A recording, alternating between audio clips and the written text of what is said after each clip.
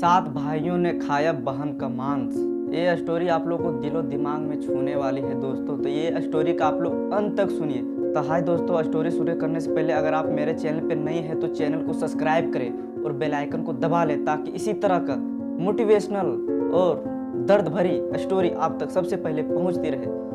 तो दोस्तों, एक कहानी है सात भाइयों और एक बहन की। एक बड़े से गांव में एक घर में सात भाई और एक बहन रहती थी।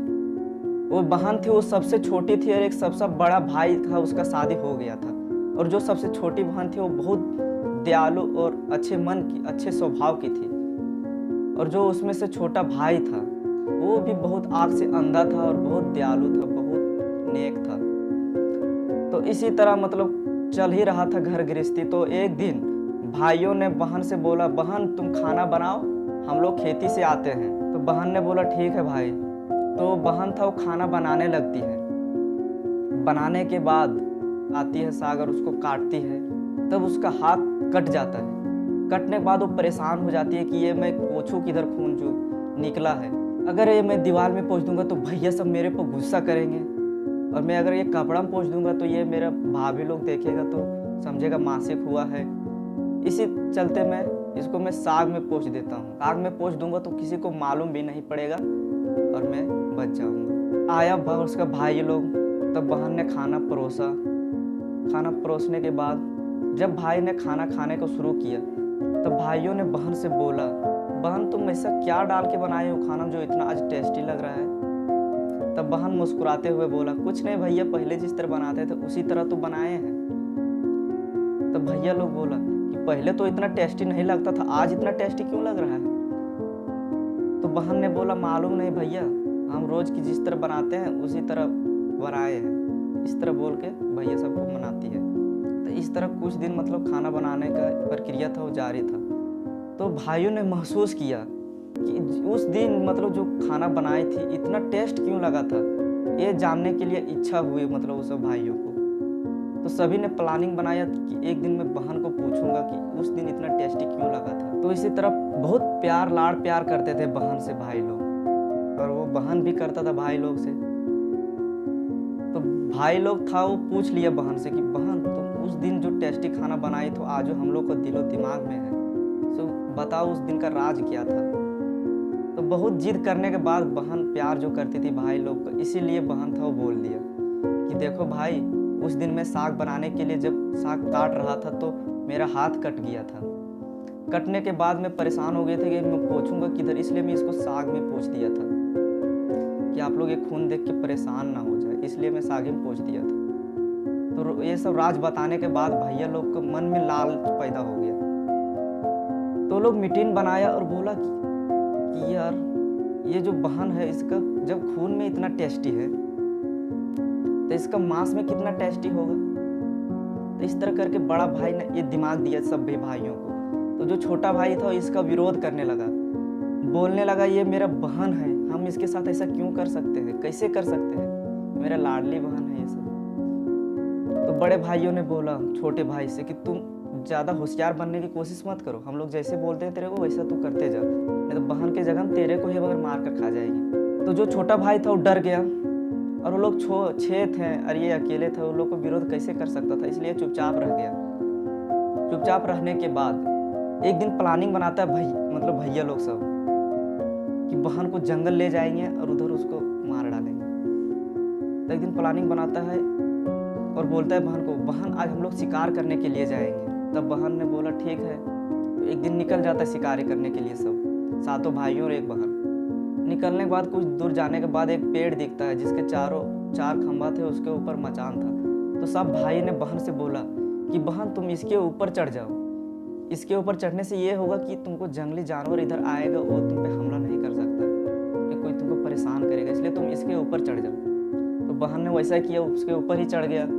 चढ़ने के बाद सभी भाइयों ने एक मतलब छोटा सा पहाड़ था उधर, तो छोटा सा टेंगरी जिसको बोलते हैं, वो टेंगरी को उधर मतलब चल दिया सब। जाने के बाद ऐसा जगह गया मतलब वहां से सटीक निशाना लगने जैसा था, मतलब बहन के वहां वो जहाँ जब बैठाया था बहन, वहां से सटीक निशाना जिस जगह पर गया था भाई, वहां से सटीक निशाना लगता था वहां पर, और दिखता था एकदम सीधा। तो तो उस तरह गया वो टिंगरा पर। भाई लोग सब अपना अपना तीर मतलब धार में पजाने लगा। पजाने के बाद बड़ा भाई सबसे पहले तीर धार लगाता और धनुष पे चढ़ाता, तब बहन देख लेता और बहन ने सोच लेता कि हमको मारने का प्लानिंग बनाया है। तो भगवान से प्रार्थना करने लगता। उसका बहन बोलने लगता, भगवान अगर आप यही चाहते हैं तो आप ही निर्णय कीजिएगा जो होगा सो। इस तरह करके भगवान पे वो जो बहन था वो निर्भर हो गई। निर्भर होने के बाद बड़ा भाई ने निशाना लगाया और उसके तान के छोड़ दिया उसके सामने। तो उसका निशाना था वो चूक गया।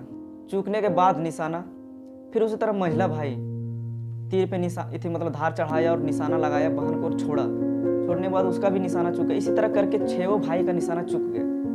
चूकने के बाद जब 7वां भाई आया, 7वां भाई जैसे ही मतलब वो लोग को मारने का आया नंबर बहन को, तो बहन ने बोलने लगा भगवान से कि ये मेरा सबसे लोकप्रिय भाई है। तो भाई सब उसको छोटा भाई से बोल दिया।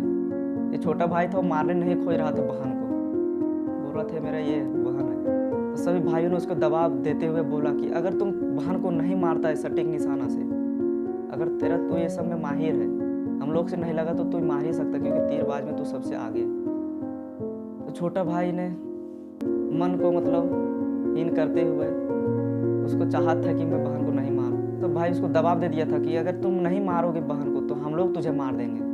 तो बहन के ऊपर जैसे ही मतलब निशाना लगा के तीर छोड़ता है, भगवान से प्रार्थना भी किया था उन्हें उसका बहन छोटी की, भगवान इसका तीर मेरे को लग जाना चाहिए, क्योंकि इसका तीर मेरे को नहीं लगेगा तो सभी भाइयों ने मिलकर छोटे भाई को मार देंगे और मैं छोटा भाई से बहुत प्रेम करता हूँ, मैं इसको खोना नहीं चाहता। तो इस तरह उसका तीर छोटा भाई का लग गया बहन को जा करके। लगने के बाद उसका आत्मा, जो छोटी बहन था उसका आत्मा निकल गया और वो मर गई, वहीं पड़ गई। तो उसको उठा के सभी भाइयों ने घर लेकर चला गया।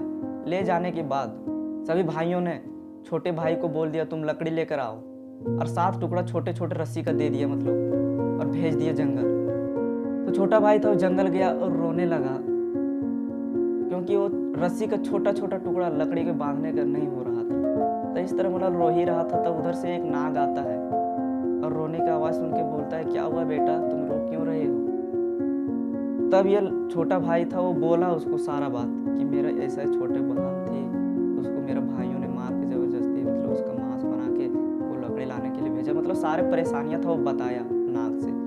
तो नाग ने बोला कि तुम ऐसा करो, मेरे को ये लकड़ी में बांध लो, बांधने के बाद तुम ये लकड़ी घर लेते आओ, ले आने के बाद मैं वहाँ से तुरंत आस्ते से धीरे से निकल जाऊँगा, किसी को पता भी नहीं चलेगा। तो ऐसा ही किया, लकड़ी घर लेकर आया। तो उसका भाई लोग देखा, उसको अचंभित हो गया, बोला कि ये मैं छोटा छोटा टुकड़ा दिया था, ये लकड़ी लाया कैसे। तो इसी तरह मतलब दूसरा मतलब घड़ा दे दिया, छेदा वाला घड़ा। फिर भाई को बोला तुम इसमें पानी लेकर आओ अभी। तो उसमें पानी लेकर भेज दिया कुआं की ओर। तो जैसे ही कुआं पर गया, पानी भरता था तो तुरंत तो पानी नीचे गिर जाता था। इसी तरह परेशान हो गया छोटा भाई, परेशान होकर रोने लगा। फिर इसी तरह उधर जो कुआं में मेढक थे, मछली थे, केकड़ा था, वो सुनने लगा। सुन के बोला तुम इसे क्यों रो रहे हो। तो सारा परेशानियां था उन्हीं लोग का बताया, मछली, मेढक और केकड़ा से। तो वो लोग सभी से वो सब बताया इसको मेढक कि तुम ऐसा करो कि मैं ये सब घड़ा के छेदा में चिपक जाता हूँ। और केकड़ा बोला केकड़ा और मछली बोला कि हम लोग को लेकर चलो, जब बहन का मांस तुमको परोसा जाएगा तो तुम बहन का मांस साइड कर देने का और हम लोग का मांस हम लोग का खाने का। यह घर छोटा भाई, और वैसा ही मतलब खाना बन गया था। तो उसका मांस परोसा गया बहन का मांस परोसा जाने के बाद छोटा भाई था उस साइड में मांस रख दिया ये, और केकड़ा और मच्छी खाने को शुरू कर दिया। इसी तरह किसी को शक भी नहीं हुआ, और वो जो मांस था वो फेंक दिया मतलब एक टीला में। छोटा भाई था तो जिधर बहन का मांस फेंका था उधर एक बांस का मतलब गुथ मतलब झुंड मतलब पौधा तैयार हो गया, बड़ा विशाल। तो इस तरह कुछ दिन बीत जाने के बाद उस बांस के इधर से मतलब एक साधु गुजर रहा था। तो देखा कि इसमें कितना शानदार ध्वनि आ रहा है, मतलब कितना आधार मधुर गीत निकल रहा है। अगर मैं इसको बांसुरी बनाऊंगा तो कितना मधुर गीत निकलेगा इससे। इसलिए बांस को साधु ने काटने का कोशिश करता है, तभी उधर से आवाज निकलता है कि ये बांस मत काटो, ये मेरा छोटे भाई का बांस है। तो ये नहीं सुना और काट दिया मतलब, और वो अपना घर लेकर चला गया साधु। और वो मतलब पूरा बनाया एकदम शानदार बांसुरी, और भिक्षा मांगते समय उसी बांसुरी का प्रयोग करके मधुर गीत गा के उससे बहुत मधुर गीत निकलता था। इसी तरह करके मतलब वो भिक्षा मांगता था। तो मांगते मांगते मतलब एक दिन साधु था, वो पहुंच गया वो बड़ा भाई के घर। बड़ा भाई के घर पहुंचा तो वो बांसुरी बजाने की जोर से कोशिश किया, तो बांसुरी से अलग ही धुन निकला, वह एकदम बेहुदा धुन, जिसे सुनने के बाद कोई भी मतलब खराब महसूस करेगा। तो साधु ने वो बात फिर से मतलब जोर जोर से बहुत कोशिश किया, तो एक बार धुन निकला कि मत बाज रे बांसुरी मत बजे मोरो दुश्मन का घर। तो इस तरह करके मतलब जब उसका भाई बड़ा सुना तो उसको साधु को धत्कार पकार के भगा दिया। इसी तरह मंझला का घर का गया, तो इसी तरह उसके साथ भी हुआ। बांसुरी बज नहीं रहा था, इसे धुन निकल रहा था, मत बाज रे बांसुरी मत बाज, ये मेरा दुश्मन का घर है। तो इसी तरह छेव भाई का घर गया, तो छेव भाई के पास इसी तरह धुन निकला। जब वो छोटा भाई के घर में जैसे ही प्रवेश किया, वो बांसुरी अपने आप बजने लगा, बाज रे बांसुरी बाज, ये मेरा छोटे लोकप्रिय छोटे भाई का घर है। तो इसी तरह करके मधुर गीत मतलब बजने लगा, उससे मधुर एकदम धुन निकलने लगा। तो इस तरह करके मतलब छोटा भाई था वो पूरा खुश हो गया और उसको साधु को बिठाया और अतिथि सत्कार पूरा किया। अतिथि सत्कार करने के बाद वो इच्छा हो गई कि ये मतलब बांसुरी मैं ही रख लेता। तो साधु से बोला कि ये बांसुरी का कीमत क्या, मैं आपको मुँह मांगे कीमत देना चाहता हूँ, ये मेरे को दे दीजिए। तो साधु ने उसको दे दिया मुँह मांगे कीमत पे। तो साधु फिर चला गया और वो जो छोटा भाई था वो बांसुरी के अच्छा जगह पर रख दिया, टेबल पे रखने के बाद कुछ दिन बीता। तो इसी तरह मतलब घर से जब बाहर जाता काम करने के लिए छोटा भाई, तो उसका जब घर में जब आता वो शाम को, जब छोटा भाई शाम को आता तो देखता कि सजावट के साथ पूरा कमरा साफ सुथरा एकदम हो के तैयार है। तो 2-3-4 दिन इसी तरह चलता रहा, पूरा सजावट के साथ सब अच्छा से हो जाता था। इस तरह मतलब वो अचंभित हो गया छोटा भाई, बोला कि ऐसा क्या ऐसे हो सकता है कि मैं अगर काम से बाहर जाऊंगा तो ये तुरंत सब हो जाता। तो ये बात अपना भौजाई सब का सभी को बोला, ये आप लोग मेरा घर जाके ये सब साफ सफाई सजावट ये सब तो नहीं करते। तो उसको साफ मना कर दिया, बोला कि नहीं हम लोग कोई नहीं जाते हैं तेरे घर।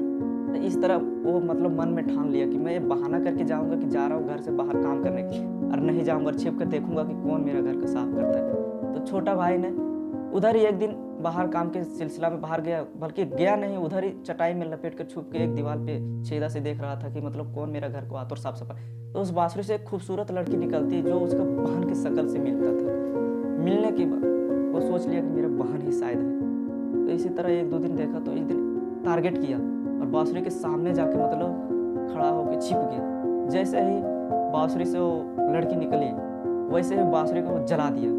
जलाने के बाद उसका बहन सही सलामत मतलब आ गया दुनिया में। तो लोग ढेर सारा प्यार दिया बहन को, और बहन भी उसको गले लगाकर रोने लगा।